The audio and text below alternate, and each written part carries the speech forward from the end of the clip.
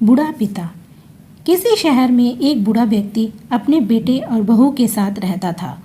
परिवार सुख संपन्न था, किसी तरह की कोई परेशानी नहीं थी। बूढ़ा बाप, जो किसी समय अच्छी नौकरी से रिटायर था, आज बुढ़ापे से हार गया था। चलते समय लड़खड़ाता था, अब तो लाठी की जरूरत पड़ने लगी थी। चेहरा झुर्रियों से भर चुका था। बस अपना जीवन किसी तरह व्यतीत कर रहा था। घर में एक चीज़ अच्छी थी कि शाम को खाना खाते समय पूरा परिवार एक साथ टेबल पर बैठकर खाना खाता था। एक दिन ऐसे ही शाम को सारे लोग खाना खाने बैठे थे। बेटा ऑफिस से आया था, भूख ज़्यादा थी, इसलिए जल्दी से खाना खाने बैठ गया और साथ में बहू और बेटा भी खाने लगे। बूढ़े हाथ जैसे ही थाली उठाने को हुए, थाली हाथ से छिटक गई और थोड़ी दाल टेबल पर गिर गई। बहू बेटा ने घृणा की दृष्टि से पिता की ओर देखा और फिर से अपना खाना खाने में लग गए। बूढ़े पिता ने जैसे ही अपने हिलते हाथों से खाना खाना शुरू किया तो खाना कभी कपड़ों पर गिरता तो कभी जमीन पर। बहू ने चिढ़ते हुए कहा, हे राम, कितनी गंदी तरह से खाते हैं। मन करता है इनकी थाली किसी अलग कोने में लगवा देते हैं। बेटे ने भी ऐसे ही सर हिलाया, जैसे पत्नी की बात से सहमत हो।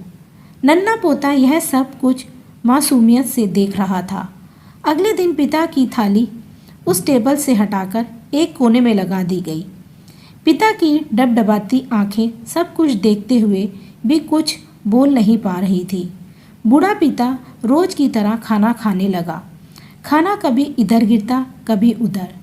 छोटा बच्चा पोता अपना खाना छोड़कर लगातार अपने दादा की तरफ देख रहा था।